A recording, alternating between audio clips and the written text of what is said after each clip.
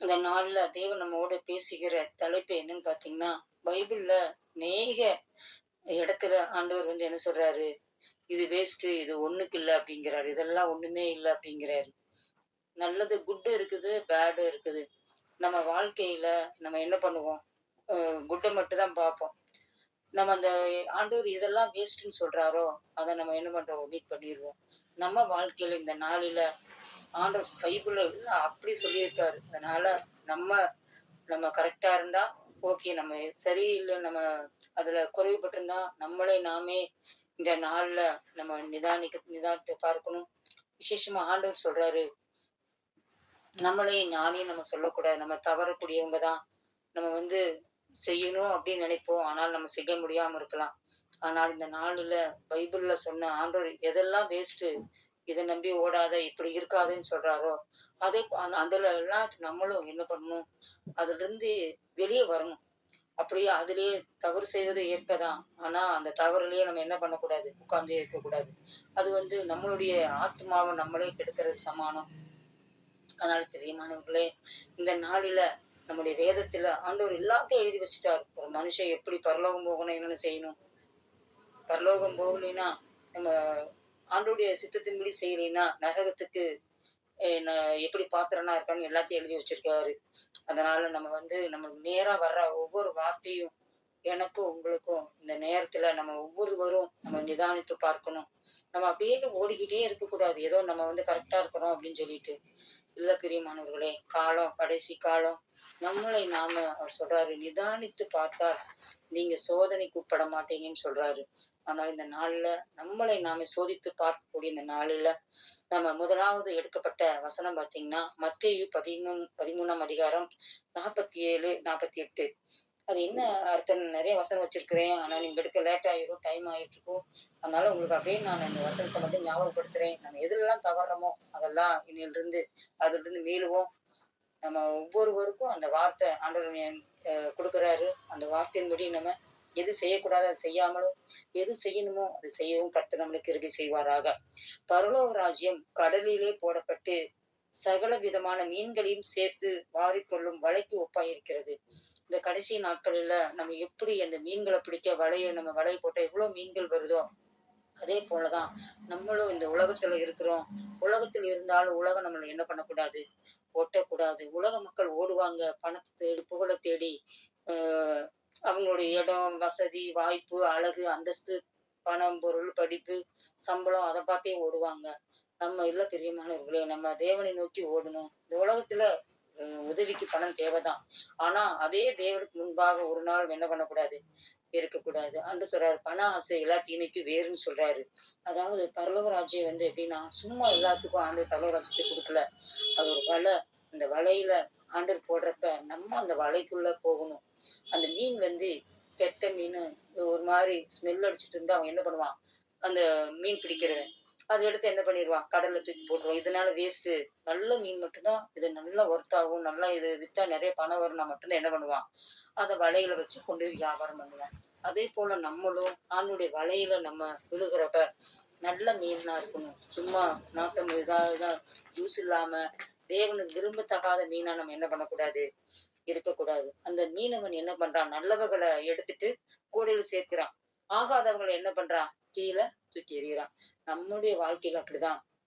தேவனுக்கு விருப்பமில்லாத காரியங்கள் நம்ம செய்யும்போது, அப்படிப்பட்ட வாழ்க்கையில தான் நம்ம கிடக்கிறோம். அதனால பிரியமானவர்களே, இந்த நாளில பரலோகராஜ்யம் எதுன்னா, நெறைய அ உவமைகள் இருக்குது.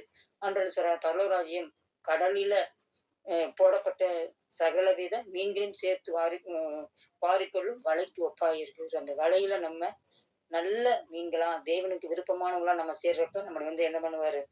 கூடைகள்ல சேர்ப்பாரு. தேவையில்லாத நம்ம எரிந்து போற நிலைமை நம்ம வாழ்க்கையில இருக்கக்கூடாது. அடுத்தது பார்த்தீங்கன்னா, யூதா 1:13 அதுல என்ன சொல்றாங்கன்னா, மார்க்கம் தப்பி அலைகிற நட்சத்திரம். ஸ்டார் நம்ம நல்லதுதான். ஸ்டார் மூலமா நமக்கு பார்த்தீங்கன்னா, எவ்வளவு அழகா வெளிச்சம் இருக்குது. வானத்துல பார்த்தோம்னா அவ்வளவு அழகா இருக்குது. ஆனா, அந்த ஸ்டார் கரெக்ட்டா போகணும். அங்க ஒண்ணு, இங்க ஒண்ணு இஷ்டத்துக்கு போயிட்டு இருந்தோம்னா, அது என்ன? அதனால என்ன இல்ல? பிரயோஜனம் இல்ல. ஆண்டவர் நேர்த்தியா வானத்துல சூரியன், சந்திரன், நட்சத்திரத்தை எவ்வளவு அழகா அந்த கோள்கள், விண்மீன்கள் எல்லாத்தையும் படைச்சிருக்காரு. அழகா அந்த வேலை செய்யுது. ஆனா தேவனுடைய சாயல்ல படைச்ச நம்ம இஷ்டத்துக்கு என்ன பண்றோம்? நான் வச்சுதான் சட்டம்ன்னு சொல்லிட்டு நம்ம ஒரு வழிய ரூட் போட்டு நம்ம என்ன பண்ணக்கூடாது? போகக்கூடாது. நம்முடைய வழி வேதம் தான். வேதத்துக்கு விரோதமா இருந்தா உடனே நம்ம என்ன பண்ணணும்? மனம் திரும்பணும். அதனால மார்க்கம் தப்பி அலைகிற நட்சத்திரத்தினால ஒரு பயனும் இல்ல பிரியமானவர்களே.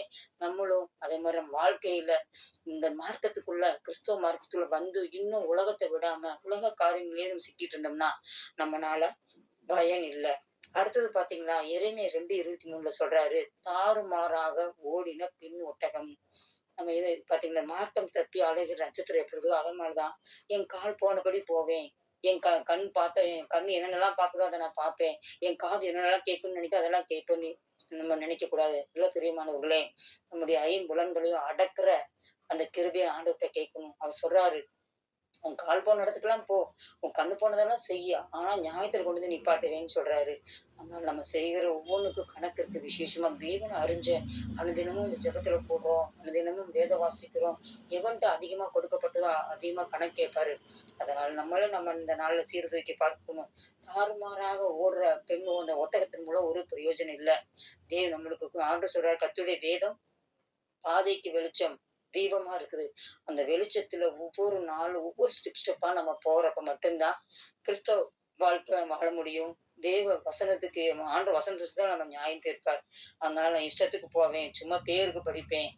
பேருக்கு ஆலயத்துக்கு போவேன். பேருக்கு இந்த இந்த கூடுகையில வருவேன். பேருக்கு இஷ்டமான பாட்டு பாடுவேன். இல்ல பிரியமானவர்களே, தேவன் விரும்புகிற அபிஷேகம் உள்ள பாடல்களை பாடுங்க.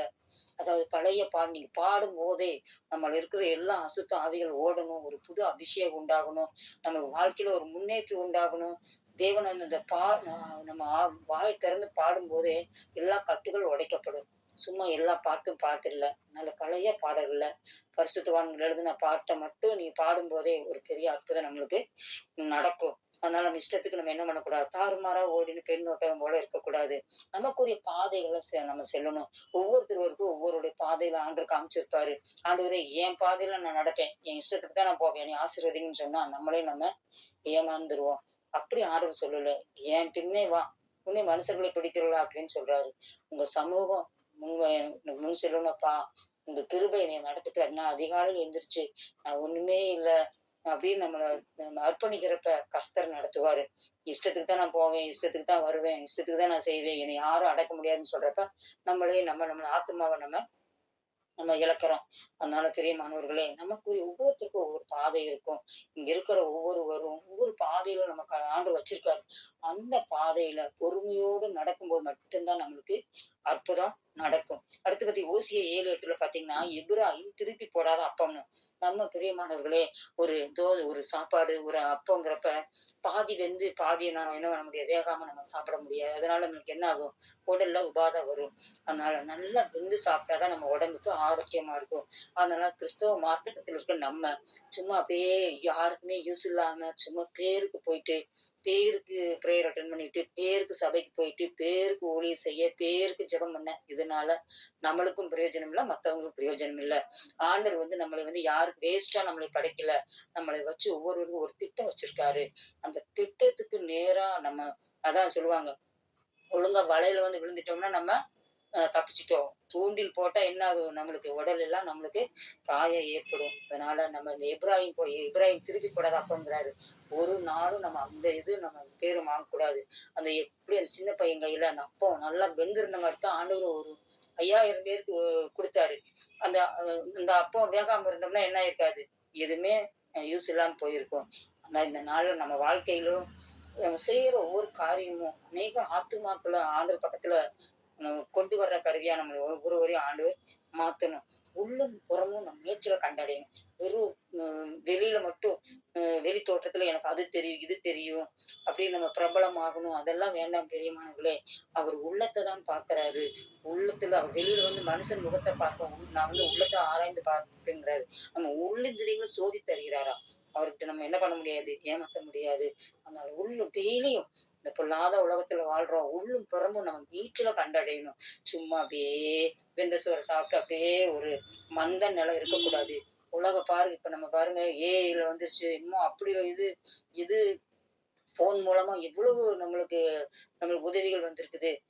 ஆனா நம்ம ஆவிக்குரிய வாழ்க்கையில இன்னும் அப்படியே டம்மி பீஸாவே யாருக்கும் பிரயோஜனம், நம்மளுக்கும் பிரயோஜனம் இல்ல, யாருக்குமே பிரயோஜனம் இல்ல இருந்தா, அவரு நம்மனால அவருக்கு என்ன பிரயோஜனம்? அதனால இது எப்படி நம்ம ஒரு வேலைக்கு போனா சம்பளத்த எதிர்பார்க்கிறோம். ஒரு பிசினஸ்க்கு நம்ம மூலமா நல்ல அவங்க குடுக்குற டார்கெட் பண்ணா மட்டும் தான் நமக்கு சம்பளம் குடுப்பாங்க. ஆனா கிறிஸ்தவ வாழ்க்கையில நம்ம ஒவ்வொருவருக்கும் ஆண்டவர் குடுக்கப்பட்ட வேலைய கரெக்ட்டா செஞ்சா மட்டும் தான் நம்மளுக்கு அந்த ரிவார்டு நமக்கு கிடைக்கும். மற்றவர்கள் நம்ம பிரயோஜனமா இருக்கணும். அது மாரி நம்ம ஆவியிலும், ஆத்துமாவும், சரீரத்திலும் நம்ம என்ன வேணும்? விடுதலை பெறணும். முதல்ல நம்மளே இந்த விடுதலை பெறாம நம்ம யார போய் விடுதலை பெறுவோம் செய்ய முடியும் பிரியமானவர்களே? நம்ம வேதத்த வாசிக்கிறோம். நம்ம அப்படியே சொல்லுவாங்கல்ல, எள்ளுன்னா எண்ணெயா இருக்கணும் அப்படின்னு. அது மாரி நம்ம வெறும் வாசிக்கிறது மாத்திரமல்ல, கேட்கறது மாத்திரமல்ல, நம்மளை பார்க்கிறவங்க ஆண்டவருடைய பிள்ளை, இவங்களுக்குள்ள தேவன் இருக்கிறாங்கிற சாட்சி நம்ம மத்தவங்க சொல்லணும். நம்ம முகத்துல ஒரு தேவ பிரசன்னம் இருக்கணும். அதத்தான் ஆண்டவர் விரும்புறாரு.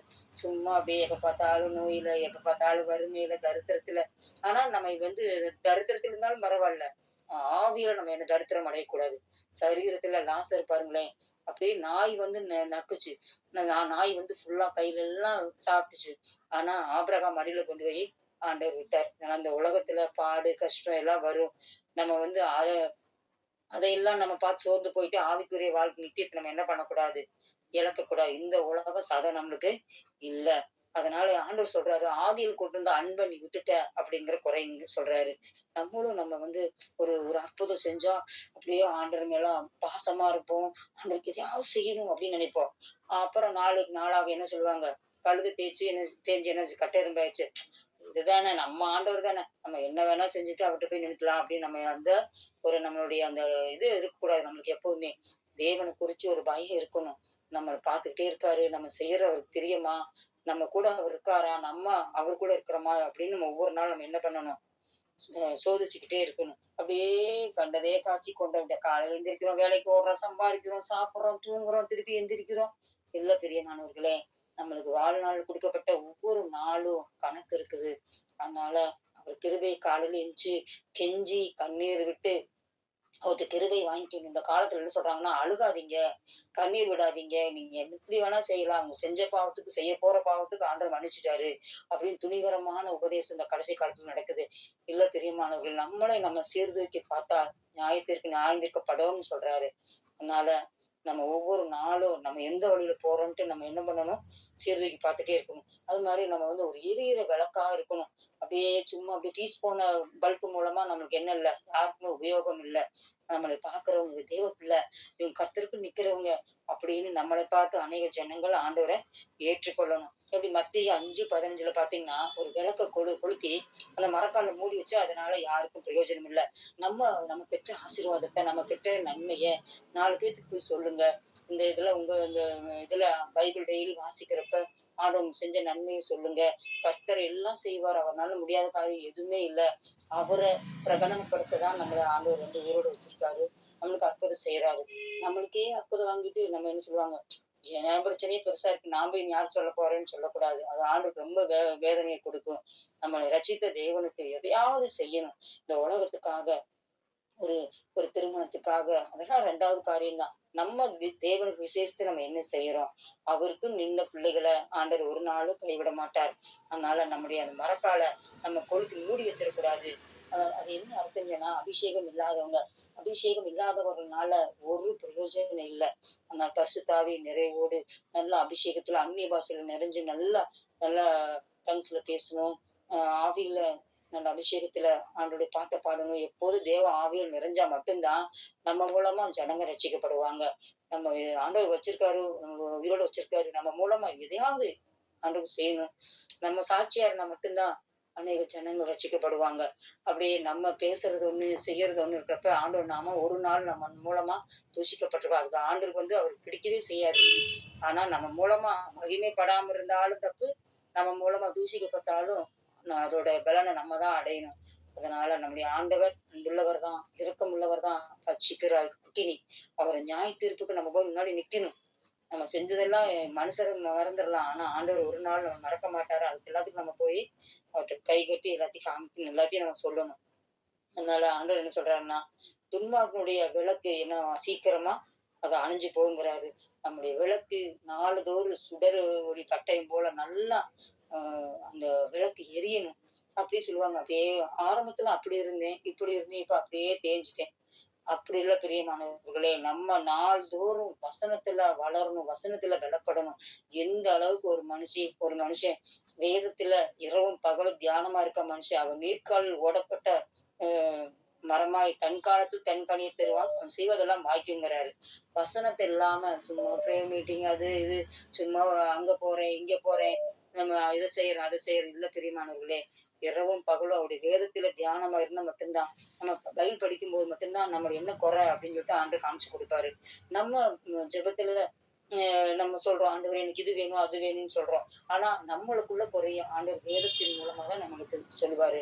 அதனால 1 அதிகாரம், 2 அதிகாரம் இல்ல பிரியமானவர்களே, எவ்வளவு செல்போன் எவ்வளவு நேரம் பார்க்கிறோம். அந்த செல்போன் வந்து நம்மளைய அப்படியே 3 மணி நேரம், 4 மணி நேரம், 5 மணி நேரம் நல்லா சுகமா எல்லாமே இன்ஸ்டன்ட் எதுனாலும் எதுனாலும் உடனே ஆப்ல டவுன்லோட் பண்ண வேண்டியதான். எது வேணும் உடனே புக் பண்ணா உடனே வந்து வீட்டுக்குள்ள நிக்குது. ஆனால் நம்ம செல்போனை தூக்கி வீசிட்டு வேதத்துக்கு அதிக முக்கியத்துவம் தருவோம். அதிக நேரம் இந்த பழைய பாடல்களை அபிஷேகம் உள்ள பாடல்களை பாடணும். நம்ம பாடல் பாடுறது நம்ம காது கேட்கணும். அப்படியே மியா மியான்னு சொல்லிட்டு என்ன பண்ணக்கூடாது, அத்தனை நேரம் எவ்வளவு நேரம் வாய் பேசுறோம், எத்தனை போன் எடுத்தா நம்ம எவ்வளவு நேரம் நம்ம பேசுறோம்.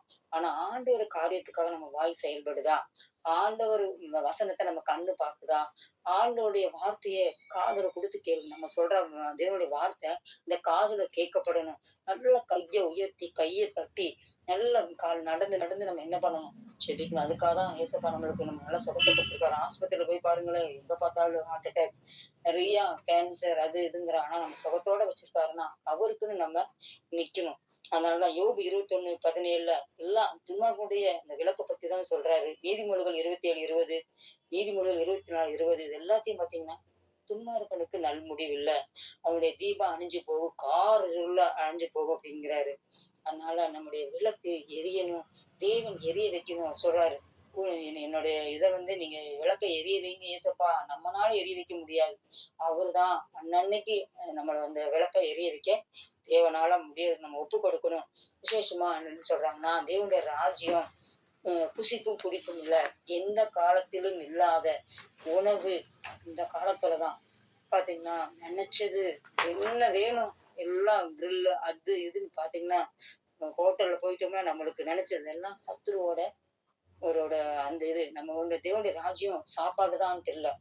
நம்ம என்ன பண்ணணும், பசிக்கு சாப்பிடணும், ருசிக்கு சாப்பிடக்கூடாது. ஒரு சிலர் பாத்தீங்கன்னா சாப்பிடறதுக்காக வாழ்வேன், அப்படி ஒரு பிரியமா இருப்போம். காலையில ஒண்ணு மதியம் நினைச்சதை சாப்பிடுறது, அப்படி நம்ம கிடைச்சதை சாப்பிடுறது, நினைச்சதை பாக்குறதெல்லாம் சாப்பிட்டா நினைச்சோம்னா ஆவிக்குரிய வாழ்க்கையில் நம்ம வந்து மேல வர முடியாது. போஜன பிரியனும் தொண்டையில கட்டி வைங்கிறாரு. அதனால வந்து நீதியும் சமாதானம் உண்டான தேவனுடைய ராஜ்யம், பரலோக ராஜ்யத்துக்கு போகணும்னா இங்க நம்ம உணவு குறைக்கணும், பேச்சை குறைக்கணும், தூக்கத்தை குறைக்கணும். அப்பதான் நம்ம அங்க போக முடியும். யூதா 1:12 பாருங்களேன், தண்ணீரற்ற மேகம்னு சொல்றாரு. அந்த எப்படி மேகத்துல தண்ணீர் இருந்தா மட்டும்தான் மழை கொடுக்கும். வெறும் தண்ணீர் இல்லாம மேகம் இருந்தா அதனால என்ன பிரயோஜனம்? நம்மளும் நம்ம வாழ்க்கை ஒரு ஃப்ரூட்ஃபுல்லான வாழ்க்கையா இருக்கணும். அப்படியே சும்மா அப்படியே நமக்கே சாப்பிட்டுட்டு நம்மளுக்கே சேர்த்துக்கிட்டு நம்ம பிள்ளைகளுக்கே வச்சுக்கிட்டு நல்லா சாப்பிட்டு சாப்பிட்டு தூங்குறதுனால அவருடைய ராஜ்யத்துக்கு என்ன மகிமை? அதனால நம்மளுக்கு சாப்பாடு கொடுக்குறாரா, அவர் நாமத்தை சொல்லணும். அது மாதிரி அவர் நம்ம கொடுக்குற ஒவ்வொன்றுக்கும் நம்ம நன்றியுள்ள நம்ம இருதயம் நம்மளுக்கு வேணும். ரொம்ப ஆசைப்படக்கூடாது, அது வேணும் இது வேணும் எல்லாத்தையும் நம்ம விட்டுட்டு தான் போக போறோம். அதனால எளிமையான வாழ்க்கை வாழணும், எளிமையான உணவு சாப்பிடணும், ரொம்ப ஆடம்பரம் கூடாது. இந்த மாதிரி என்னோட என்னோட பணத்தை பாருங்க அப்படின்னு பெரிய பணக்காரரோட பழகணும், பணம் இருந்தாதான் இங்க மதிப்பாங்க. எல்லாம் பெரியமானவர்களே, பெருமை உள்ளவனுக்கு தேவன் எதிர்த்து நிற்கிறார். நம்ம இந்த நாட்களில ஏழைகளோட பழகுவோம், ஏழை மக்களை நம்ம விசாரிப்போம். இன்னும் நம்மளுக்கு மேல இருக்கிறவங்களை பார்க்க பார்க்க நம்மளுக்கு பண ஆசைதான் தூண்டும். என்ன சொல்றாங்கன்னா, மரணத்துக்கு ஏதுவான பாவம் வந்து பண ஆசையாம். பாருங்களேன், ஆண்டவர் அப்படி சொல்றாரு. அதனால நம்ம ஏழை மக்கள் நம்மளை விட கீழே இருக்கிறவங்களை பாக்குறப்ப நம்மளுக்கு நம்மளை ஆண்டவர் எவ்வளவோ நல்லா வச்சிருக்காரு நமக்கு என்னது தோணும். அதனால இந்த நாளில நம்முடைய நம்மனால ஏதாவது நம்மனால யாருக்காவது பிரயோஜனம் இருக்கணும். விசேஷமா இந்த தண்ணீரற்ற நேரங்கிறது என்னன்னா, கொடுக்கிற குணம் நம்மளுக்கு வேணும். நம்மளுக்கு கொடுக்கிறவங்களுக்கே கொடுத்துக்கிட்டு இருந்தோம்னா அவங்க கொடுத்தாங்க நம்ம கொடுத்தோம், ஓகே எல்லாம் முடிஞ்சு போச்சு. ஆனா கொடுக்க முடியாதவங்களுக்கு நம்ம செய்யறதா நம்ம கணக்குல பரலோகத்தில் வரும் பிரியமானவர்களே. நமக்கு எதுக்கு தேவன் கொடுக்குறாருன்னா, நம்மளே சாப்பிட்டு நம்பி என் பிள்ளைக்கா வச்சுட்டு போகணும். ஏன்னா நான் வீடு கட்டணும், நான் வசதி வீடுக்கு மேல வீடு கட்டணும், நகைக்கு மேல நகை சேர்க்கணும்னு இல்ல பிரியமானவர்களே. ஊழியத்துக்கு கொடுக்கணும். விசுவாச ஏழை பிள்ளைகளுக்கு விசுவாச மக்களை தான் நம்ம முதல்ல நம்ம கவனிக்கணும். ஏன்னா தேவ பிள்ளைகள் எவ்வளவு பேர் கஷ்டப்படுறாங்க. அவங்களுக்கு நம்ம உதவி செய்யலாம். அதனால நம்மளுக்கு கொடுக்குறாருன்னா அதை மத்தவங்களுக்கு நம்ம கொடுக்குற குணத்தை நம்மளுக்கு இந்த நாளில் அதான் தண்ணீரற்ற மேகங்கிறாரு. அதை எப்படி தண்ணீர் இருந்துச்சுன்னா அந்த மேகம் மழையை கொடுக்கறது போல தண்ணீர் இல்லாம அந்த மேகம் ஒண்ணுமே செய்யாது. நம்ம வாழ்க்கையில நம்ம கொடுக்குற அனுபவம் நம்மளுக்கு கண்டிப்பா நம்மளுக்கு முக்கியம். அது மாதிரி பாத்தீங்கன்னா ஆஹ் அடுத்து என்ன சொல்றாங்கன்னா, வேரற்று போன மரங்களா நம்ம இருக்கக்கூடாது. கனி இல்லாத மரங்களா நம்ம இருக்கக்கூடாது. இதெல்லாம் என்னன்னா, இதெல்லாம் ஆண்டவர் வேஸ்ட்ங்கிறாரு. சும்மா அப்படியே ஒரு செடின்னா அதுல கனி வரணும், அந்த இலை வரணும், காய் வரணும், பூ வரணும். அப்படியே 50 வருஷம் ஆனாலும் அப்படியே இருக்கிறது. ஒரு வசனத்துல ஒண்ணும் தேர்றது இல்ல. ஒரு விசுவாசத்திலயும் இல்ல. யாரும் முதல்ல நம்ம குடும்பத்தவே நம்ம என்ன நடத்தாம இருந்தோம்னா, இல்ல ஆண்டு இது இருந்து இது வச்சு என்ன பிரயோஜனம் அப்படின்னு கேட்பாரு. எப்படி ஒரு இலைகள் இருந்தும் கனி இல்லைன்னா சபிச்சுட்டு போயிட்டாரு. நம்மளுக்கும் அதேதான். ஆண்டவர் என்ன சொல்றாருன்னா, ஒவ்வொரு நாளும் கொடுக்குறாருன்னா எல்லாம் நம்ம அக்கௌண்ட்ல போயிட்டே இருக்குது. இத்தனை வருஷம் கொடுத்தேன் நீ என்ன செஞ்ச அப்படின்னு ஆண்டவர் கேட்பாரு. அதனால நம்ம நம்ம வேற ஆண்டவர் அறுத்தரக்கூடாது. நம்ம வேறு நிலைச்சு நிக்கணும், கனி கொடுக்கணும். அநேக மக்களுக்கு நம்ம உதவி செய்யணும். விசேஷமா இந்த கனி இல்லாத மரங்கிறது பின்மாற்றமா. அப்படியே நிக்கிறவன் எவன் விழாதிற்கு எச்சரிக்கையா இருக்க கடவுள்னு சொல்றாரு. அதனால நம்ம ஒவ்வொரு நாளும் ஆண்டுக்குள்ள நிக்கிறேன்னா, ஆண்டவரே நிக்க செய்யணும். நிக்க முடியாது. நீங்க நிக்க செய்யுங்க, நடத்துங்க. என்னை அர்ப்பணிக்கிறேன், என்னை ஒப்பு கொடுக்குறேன். எனக்கு ஒண்ணும் தெரியல ஏசப்பா, நீங்க தான் என்னை நடத்தணும் அப்படிங்கிறப்ப அவர் அழகா நம்ம நடத்துவார். நம்ம எதுவுமே நம்மளால செய்ய முடியாது.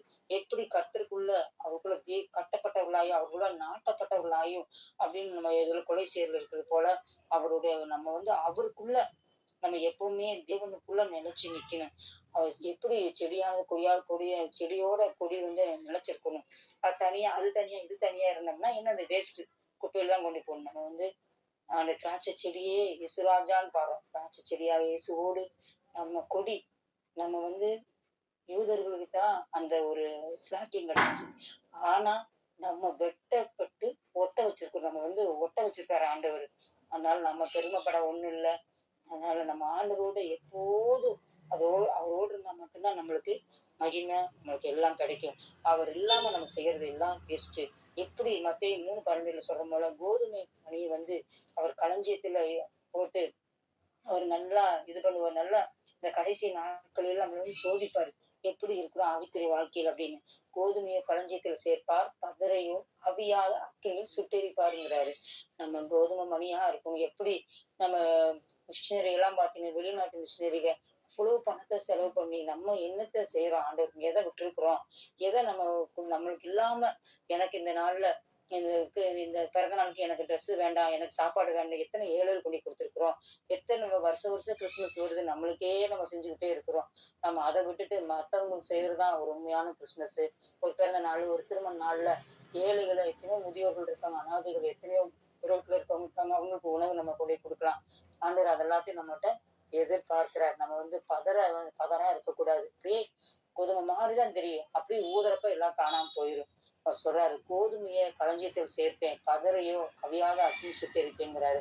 அந்த சுட்டெரிக்கிற நிலம் நம்மளுக்கு வேண்டாம். ஒரு களஞ்சியத்துல நம்ம சேர்த்தோம்னா அவருக்காக வாழ்ந்தா மட்டும்தான் நமக்கு முடியும். அது மாதிரி விதைகள் பாத்தீங்கன்னா நம்ம எல்லாரும் ஆண்டவர் விதையா வச்சிருக்காரு.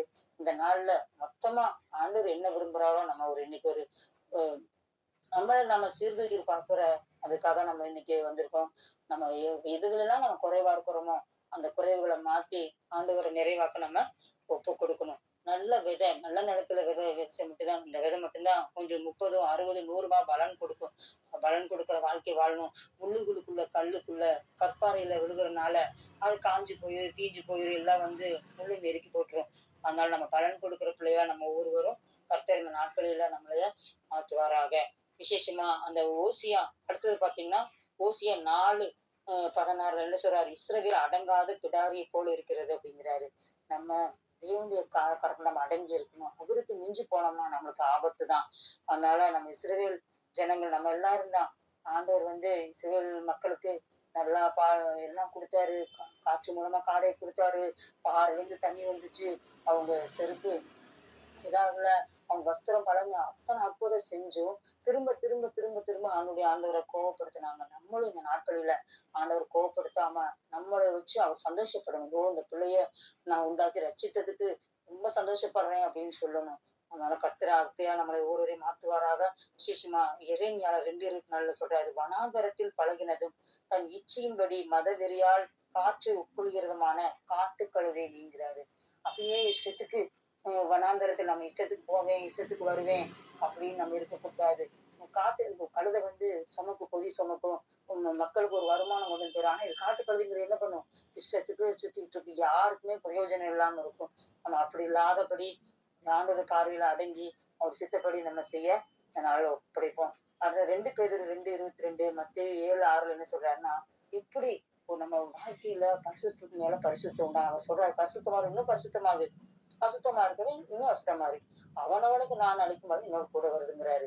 ஒவ்வொரு நாளும் பிரியமானவர்களே, கடைசி நாட்கள்ல பரிசுத்தம் இல்ல, உலக ஆசை, உலக இச்சை, உலக மக்களை காட்டிலும் நம்ம பிள்ளைங்கதான் என்ன முதல்ல ஓடுறோம்.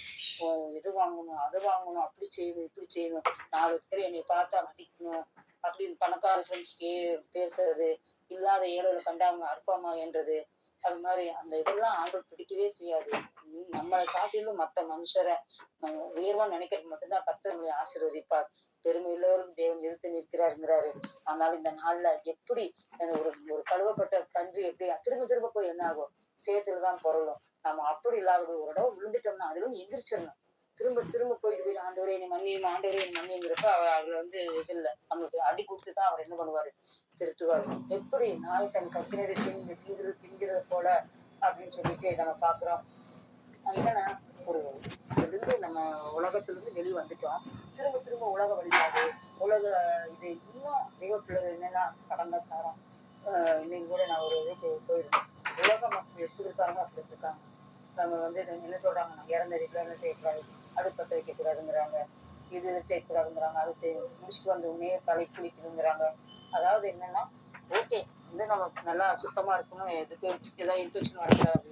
ஆனா இன்னும் அந்த உலக வழிபாட்டுல இப்படி எல்லாம் இருந்தோமோ, அந்த இன்னும் அந்த நாள் பாக்குறது, நிமித்தம் பாக்குறது, நட்சத்திரம் பாக்குறது, ஜோசியம் பாக்குறது, குறி கேட்கறது, ஒரு யாராவது ஒளிக்கட்டு என்னை பத்தி ஆண்டவர் என்ன சொன்னாரு அப்படின்னு கேட்கறது, இதெல்லாம் தேவனுக்கு பிடிக்காது. அது என்னன்னா நம்ம இதுல இருந்து நம்ம உலக இந்துக்குள்ள இருக்கிறப்ப நம்ம அதெல்லாம் செஞ்சோம். கிறிஸ்தவுக்குள்ள வர்றப்ப அதெல்லாம் ஒரு கிறிஸ்தவுக்குள்ள இருந்தாலும் புது சிருஷ்டியா இருக்கும். பழைய ஒளியெல்லாம் ஒழுங்கி போகும். இன்னும் என்ன சுபாவம் நம்ம விட்டு என்ன இருக்குல்ல போறதுதான். நாள் இருக்கு, அது கெட்டதை போய் திரும்ப சாப்பிடும். அது மாதிரி நம்ம என்ன பண்ணக்கூடாது, பழசெல்லாம் உதவி எடுத்துட்டு தேவனை நோக்கி ஒரு வாழ்க்கை, தேவனை நோக்கி ஓடுகிற வாழ்க்கை நம்மளுக்கு கர்த்தர் தருவாங்க. விசேஷமா ஏசாயா 56:10 என்ன சொல்றாங்கன்னா, இவர்கள் வந்து ஒன்றும் அறியாத குருடர்கள்ங்கிறாரு. ஒண்ணுமே தெரியாது, அவர் குழைக்க மாட்டாத என்ன சொல்றாரு, ஊமையான நாய்கள் அப்படிங்கிறாரு. தூக்க மயக்கம் உள்ளவங்க படுத்துக்கு நல்லா தூங்குவாங்க, நித்திரை தெரியலுங்கிறாரு. இதெல்லாம் தேவன் நம்மளை வந்து என்னன்னா இந்த ஓசியால ஏசாயாவை சொல்றாரு. அப்படி கோவப்பட்டு நம்ம திட்டினாலும் நம்ம என்ன, நம்ம சரியில்லைன்னா நம்ம கிட்ட என்ன பண்ணிக்கணும், நம்ம சரிப்படுத்தணும். என்ன ஒரு சில சபையில பாத்தீங்கன்னா எப்ப பார்த்தாலும் இந்த பாச திட்டிக்கிட்டே இருக்காரு, எப்ப பார்த்தாலும் இந்த குற்றப்படுத்திக்கிட்டே இருக்கிறாங்க அப்படின்னு. இல்ல தெரியுமானவர்களே, நம்மளை வந்து சரி பண்ண, நம்மளை அடிக்கதான் எப்படி இந்த தங்கத்துக்கு நெருப்பு இருக்குது, அடி உண்டு, அப்பதான் சுத்த பொண்ணா விளங்க முடியும். நம்ம வாழ்க்கையிலும் ஆவிக்குரிய வாழ்க்கையில நம்ம திட்டினாங்கன்னா உடனே நம்ம என்ன பண்ணிக்கணும், சரண்டர் ஆயிடும். தேவன் நம்மகிட்ட வந்து வசனத்துல வந்து இல்லாத நம்ம சொல்லல, வசனத்துல ஒவ்வொன்றும் ஏசாயா அப்படி திட்டுறாரு. இந்த ஏசாயா 66 புஸ்தகம் தான் பைபிளோட இதான் முழு இதோட அந்த கான்செப்ட் தான். இந்த 66 இது படிச்சாவே பைபிளுக்குள்ள இல்லாத. அதே போலதான் ஏசாயா சொல்றாரு, இவங்க வந்து என்னது ஒண்ணுமே தெரியாது, எப்ப பார்த்தாலும் எத்தனை வருஷம் ஆனாலும் பைபிள் குறிச்ச அறிவு இருக்காது, அவங்க வாழ்க்கையில அதை மாதிரி வித்தியாசப்படுத்த மாட்டாங்க, யாருக்கும் சொல்லவும் மாட்டாங்க, சாட்சியாக இருக்க மாட்டாங்க. ஒரு ஒரு சபையில போய் பாடணும் அப்படின்னா வாயை திறந்து அப்படியே நம்மளுக்கே கேட்காத அளவுக்கு பாடுவாங்க. இதனால என்ன பிரயோஜனம்? வாயை திறந்து சத்தமா அபிஷேகம் நிறைஞ்சு பாடினாதான் நம்மளுக்கு பிடிச்ச எல்லா பேய் எல்லாம் சத்துரு திரையில ஓடும். என்ன சொல்றாரு அவர், என்ன இவங்க எப்ப பார்த்தாலும் தூக்கம் ரொம்ப என்ன தேவ பிள்ளைகள் வந்து அளவாதான் தூங்கணும். நம்ம என்னன்னா ஒரு 5 மணி நேரம் 6 மணி நேரம் தூங்கணும். அப்படியே நித்திரையெல்லாம் அப்படியே ரொம்ப பிரியப்படுறது, சாப்பிடணும் தூங்கணும், சாப்பிட தூங்கணும், நம்ம இஷ்டத்துக்கு ஷாப்பிங் பண்ணணும், அங்க போகணும், இங்க போகணும், வீண் அலுவலில் ஃபங்க்ஷன் போகணும், சாப்பிட போகணும். ஒரு சிலர் சாப்பாடுன்னு என்ன பண்ணுவாங்க, முதல்ல போய் நிற்பாங்க, சாப்பாட்டை குறைக்கணும், பேச்சை குறைக்கணும், நம்ம தேவையில்லாத போறதுக்கு நம்ம கால்களை நம்ம குறைச்சி நம்ம முழங்கால் பண்ணிட்டு கத்தூர் சமூகத்தில் இருக்க நம்ம என்ன பண்ணிக்கணும், வைக்கணும். அவர் சொல்றாரு, நித்திரை பிரியர் நித்திரை பிரியர் வந்து பரவராசத்துல போக முடியாது. அப்படி சங்கீதம் 58:5 என்ன சொல்றாங்கன்னா, செருக்கு விரியர் பாம்பு அப்படிங்கிறாங்க. எத்தனைதான் சொன்னாலும் காதுல யாருக்கும் அப்படிம்பாங்க. ஒரு சிலர் என்ன சொல்லுவாங்க, என்னதான் குத்தி குத்தி பேசுறாங்கம்பாங்க. எல்லாத்துக்கும் எல்லா வசனமும் பொருந்தும். அதனால கர்த்தருடைய வார்த்தை வர்றப்ப நம்ம அப்படியே நம்ம சரண்டர் பண்ணணும். ஒரு சிலர் பார்த்தீங்கன்னா சபையில வந்து அப்படியே அவங்க இனிமையா பேசினா என்ன ஆகும், கர்த்தர் உன்னை ஆசீர்வதிக்கிறார், உன்னை உயர்த்துவார், நீ பண்றதெல்லாம் ஓகே, ஆனா பண்றது ஃபுல்லா ஃப்ராட் பண்ணுவாங்க. ஒரு சாட்சி இருக்க மாட்டாங்க, ஒரு கெட்ட கெட்ட காரியத்துல ஏதாவது ஒரு தேவ பிள்ளைகளா அப்படின்னு சொல்லிட்டு பேசுற அளவுக்கு நடந்துக்குவாங்க. ஆனா யாராவது சொல்லிட்டு அவங்களுக்கு என்ன ஆகும், கோவம் வந்துடும். என்ன பிள்ளை, என்னுடைய வார்த்தை இன்றே அனுகிரக காலம், இன்றே ரட்சிங்கன்னா வந்து ஒருவருக்கு கிரியை செய்யக்கூடாது, ஒருவருக்கு கிரியை செய்யக்கூடாது, ஆத்தால வரப்போகுது. இந்த நேரத்தில் நம்ம என்ன பண்ண முடியாது, இக்கட்டுல மாட்டிக்குவோம் நம்ம. அதனால இந்த நாள்ல நம்ம மனம் திரும்புவோம், தேவனுடைய வார்த்தைக்கு அப்படியே நம்ம கீழ்ப்படிவோம். விருப்பமில்லாத நம்ம செய்யக்கூடாது, பேசுறவங்க செய்யறவங்க இருக்கக்கூடாது. வசனத்துக்கு அப்படியே நம்ம கீழ்ப்படியணும். யாராவது அந்த வழியில போனா அவங்க நம்ம என்ன பண்ணணும், சொல்லணும். நம்ம அதுக்கு முதல்ல சொல்லவே வேண்டாம், நம்ம கரெக்டா இருந்தா நம்மளை பார்த்து அவங்க கழிக்குவாங்க. அதனால என்னன்னா புத்தி சொல்லணும், நம்மளும் மாறணும். விசேஷமா அடுத்து என்ன சொல்றாங்க பாத்தீங்கன்னா, எப்ராஹிம் பேதையான புறாவை போல் இருக்கிறார்கள். ஒரு சிலர் பாத்தீங்கன்னா எத்தனை ஒரு ஆவிக்குரிய வாழ்க்கையில ஒரு முன்னேற்றமே இருக்காது. ஒரு வேத வாசிக்கிறவங்க முன்னாடி 20 வருஷம் 30 வருஷம் போவாங்க. எப்பா என்ன ஒரு சிலர் ஒரு சிஸ்டர் சொல்றாங்க, நேரம் கிடைக்கிறப்பதான் சிஸ்டர் நான் படிப்பேன். அவங்க எல்லாம் பட்ட பாடு பாத்தீங்கன்னா குழந்தை இல்லாம அவங்க வீட்டுக்கு அவ்வளோ டார்ச்சர், குடும்பத்தோடு இருந்தே பெரிய விஷயமா இருந்துச்சு. ஆனா இன்னைக்கு வந்து ஆண்டவர் பிள்ளைகளை 10 வருஷம் முடிச்சு 2 பிள்ளைகளை கொடுத்துருக்காரு. ஆண்டவர் கேட்ட மாதிரியே ஃபர்ஸ்ட் பொண்ணு அடுத்த பையன். இன்னைக்கு பாத்தீங்கன்னா சிஸ்டர் நான் பிள்ளைகளுக்காகவே எனக்கு கரெக்டா இருக்குங்கிறாரு. பிள்ளைகளை பொறுத்தது கர்த்தர். நம்ம வந்து கர்த்தரை தேடாம நம்ம செய்யறது எல்லாமே வேஸ்ட் தான். அதனால அவங்க என்ன சொல்றாங்கன்னா, பேதையான புறாக்களை ஆண்டவரை தேடாம, பைபிளை தேடாம, ஓய்வு நாள பரிசுத்தமா ஆசை இருக்கணும், ஞாயிற்றுக்கிழமை சபையை கட் பண்றது, ஆமா இவர் போன ஏதாவது பேசிக்கிட்டே இருக்காரு அப்படின்னு சொல்லுவாங்க. அது கூட்டத்தோட போனாதான் இவங்க யாரும் எதுவும் சொல்ல மாட்டாங்க. தெரியுமாங்கள அதை எங்கெல்லாம் நம்ம கழித்து போட்டாங்களோ, சத்தியத்தை தேடி சத்தியம் எங்க சத்தியமா சொல்றாங்களோ அங்க நம்ம தேடி போனா நம்ம நம்ம நல்ல முயற்சியில நம்ம கண்டாடைய முடியும். அப்படியே ஒண்ணு தெரியும், அப்படியே போயிட்டு அப்படியே நம்ம என்ன பண்ணக்கூடாது, வரக்கூடிய ஆவிக்குரிய வாழ்க்கையில நம்ம ஆவியில ஆத்மா சரீரத்துல நமக்கு என்ன விடுதலை இருக்கணும். நம்ம அதை புத்தி வேணும். இந்த உலக சின்ன பிள்ளைகளை பாருங்க, எவ்வளவு வாய் பேசுதுங்க, எப்படி கேள்வி கேட்குது. ஆனா இன்னும் நம்ம ஆணுடைய காரியத்துல ஒரு அறிவு இல்லாம அப்படியே இது இது பிடிக்காது, இது நம்ம அங்க போவோம், ஏழைகளை பார்க்கணும், இப்படியே ஆஸ்பத்திரியில் இருக்கிறவங்களை பார்க்கணும், இதே சிறு பிள்ளைகள் ஊழியத்தை செய்யணும், ஜெபிக்கணும், தேசத்துக்காக ஜெபிக்கணுங்கிற அந்த அவேர்னஸ் இருந்தால் மட்டும்தான் நம்மளுக்கு அவங்களுடைய ஆண்டை நம்ம விருதுன்னு சொல்லுவாரு, ஜீவர்களுக்கு நம்ம பெற முடியும்.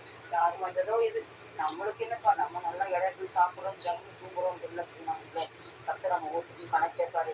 விசேஷமா சங்கீதம் 32:9 என்ன சொல்றாங்கன்னா, புத்தி இல்லாத குதிரை போலவும் பாரில்லாமல் படிவாளத்தில் கட்டப்பட்டாலுடைய புத்தி இல்லாத குதிரை போலவும் கோவையில் கழுதை போறவும் இருக்காது அப்படிங்கிறாரு.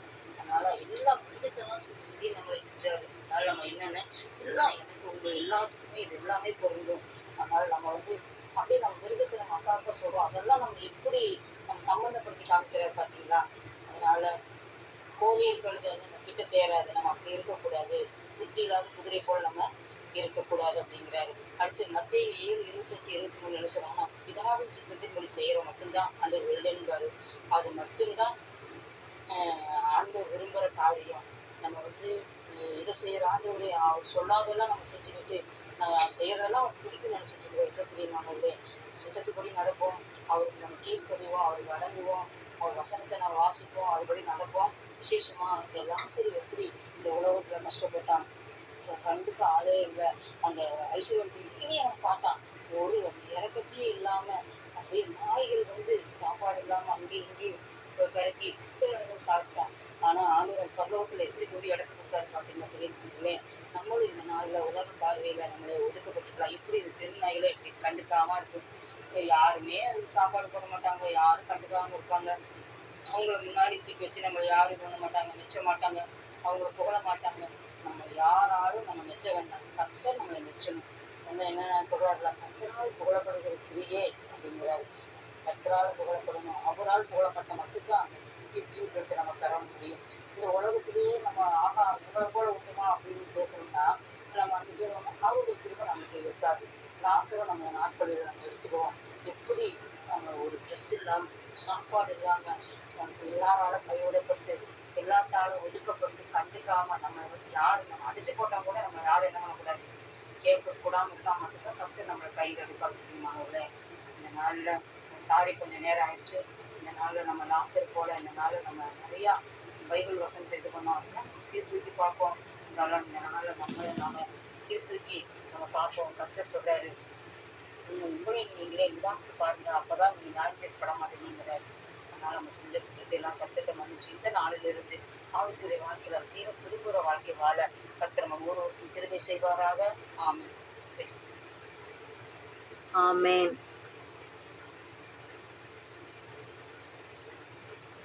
ஆமென். ஆமென். ஹல்லேலூயா. கண்களை மூடி ஜெபிப்போம். ஸ்தோத்திரம் ஆண்டவரே. ஆசீர்வதிக்கப்பட்ட இந்த